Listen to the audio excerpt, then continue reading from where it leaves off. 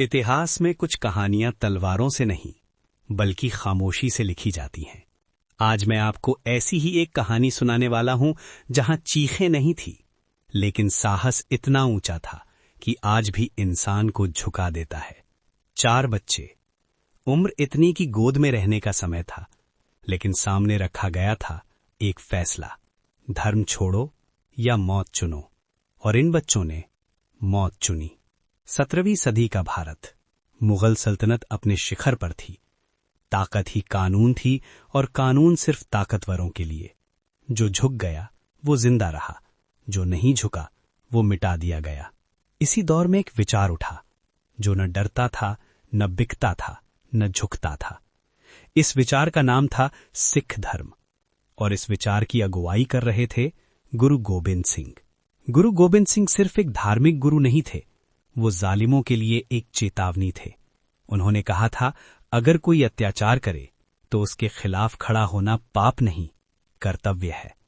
यही बात मुगल दरबार को सबसे ज्यादा चुभती थी, और तभी शुरू हुई आनंदपुर साहिब की घेराबंदी। चारों तरफ दुश्मन, अंदर महिलाएं, बच्चे, बुजुर्ग। भूख थी, प्यास थी, लेकिन डर नहीं था। महीनों तक ये हालात चले। अंत में गुरु गोबिंद सिंह ने आनंदपुर छोड़ने का फैसला किया।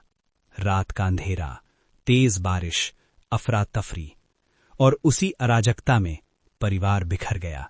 गुरु गोबिंद सिंह के साथ 2 बड़े बेटे रह गए, और माता गुजरी के साथ 2 छोटे साहिबजादे, बाबा जोरावर सिंह और बाबा फतेह सिंह।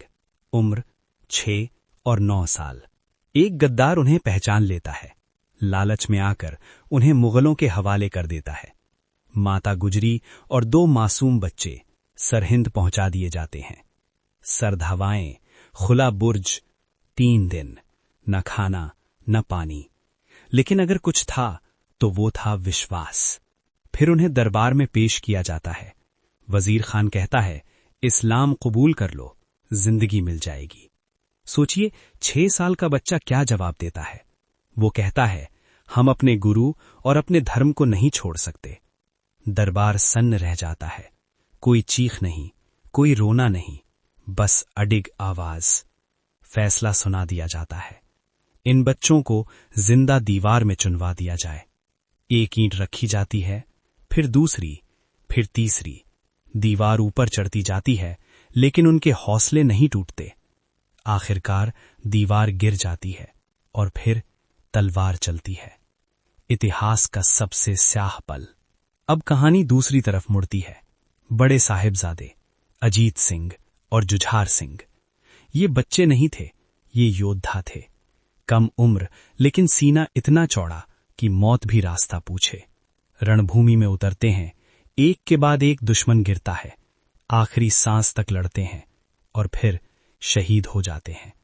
जब गुरु गोबिंद सिंह को 4 बेटों की शहादत का समाचार मिलता है, तो वो टूटते नहीं, रोते नहीं, बस इतना कहते हैं, 4 मुए तो क्या हुआ, जीवित कई हजार।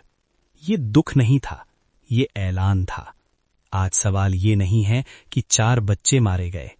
असल सवाल ये है, कौन हारा, तख्त या सिद्धांत, तलवार या विश्वास? क्योंकि जो सच के लिए मरते हैं वो कभी हारते नहीं। कभी कभी इतिहास की सबसे बड़ी जीत हार जैसी दिखती है, और शायद इसीलिए 4 साहिबजादे आज भी जिंदा हैं।